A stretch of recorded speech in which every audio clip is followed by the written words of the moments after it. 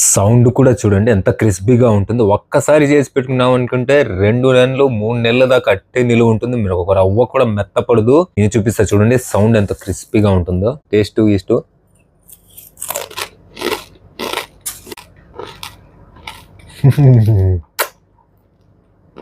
ఈ కరేపాకు, వెల్లుల్లి, శనక్కాయ పప్పులు, మంచి పప్పులు తింటా ఉంటే ఫ్లేవర్ సూపర్. టీ తాగే టైంలో, కూల్ డ్రింక్ తాగే టైంలో, మజ్జిగ తాగే టైంలో, కూల్ డ్రింక్స్ లో దేనికైనా కాంబినేషన్ మాత్రం అదిరిపోతుంది. మీరు ట్రై చేయండి, పక్కా చేసుకుని నాకు వీడియో కామెంట్ చేయండి. మర్చిపోకుండా నా ఛానల్ ని సబ్స్క్రైబ్ చేసుకోండి, లైక్ చేయండి. అందరికీ నమస్కారం, మన తెలుగు వంటల ఛానల్లోకి స్వాగతం సుస్వాగతం. నేను మీ నాసర్. ఇప్పుడు మనం చేసుకోబోయే టేస్టీ స్నాక్స్ రెసిపీ ఇది. ఒక్కసారి చేసుకుంటే 3 నెలల దాకా నిలువ ఉంటుంది. ఈ రెసిపీ మిస్ కాకుండా వీడియో స్కిప్ చేయకుండా మొత్తం చూడండి. మన స్నాక్స్ కోసం కావాల్సినది వేరుశెనగ పప్పులు కొన్ని, మనకు తగినంత. నేనైతే ఎక్కువ తింటాను వేరుశెనగ పప్పులు, మంచి పప్పులు, వెల్లుల్లిపాయ, కరేపాకు రెబ్బలు, దాని తర్వాత మిరప్పొడి, జీలకర్ర పొడి, పసుపు పొడి, మరమరాలు. మా కడప సైడ్ అయితే కొందరు బొరుగులు అంటారు, కొందరు మరమరాలు అంటారు. ఇవే మనకు మెయిన్ కావాల్సింది. దాని తర్వాత కొద్దిగా ఆయిల్. ఇవే మనకు కావాల్సింది మెయిన్. సూపర్ స్నాక్స్ ఇవి, చూసుకోండి.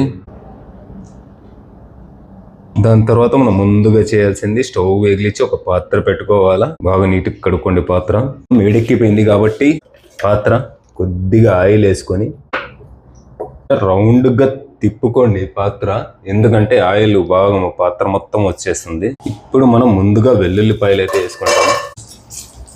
వెల్లుల్లిపాయ ఆప్షన్, వేసుకోవాలంటే వేసుకోవచ్చు, లేకపోతే లేదు. దాని తర్వాత వేరుశెనగ పప్పు, మంచి పప్పులు కొద్దిగా ఒక 2 నిమిషాలు బాగా ఫ్రై చేసుకోవాలి. కొద్దిగా లైట్ గా ఎర్రగా రెడ్డిష్ వచ్చే వరకు ఫ్రై చేసుకోవాలి. మంచి పప్పులు ఇవి. నేనైతే ఎక్కువ వేసుకుంటా, వేరుశెనగ పప్పులు బాగా తింటా నేను ఇష్టంగా. దాని తర్వాత కరివేపాకు వేసుకోండి.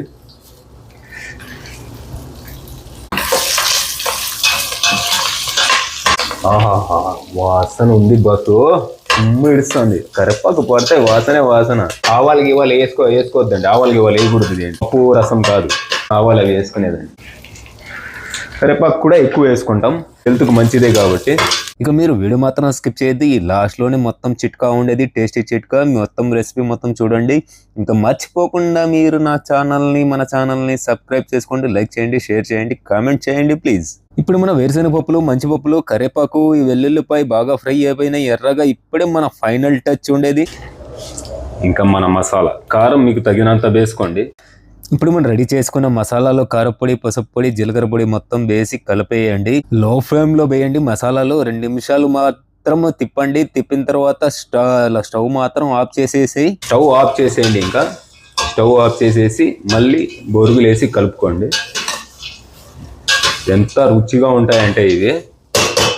ఇంకా మరమరాలు వేసుకోండి బాగా.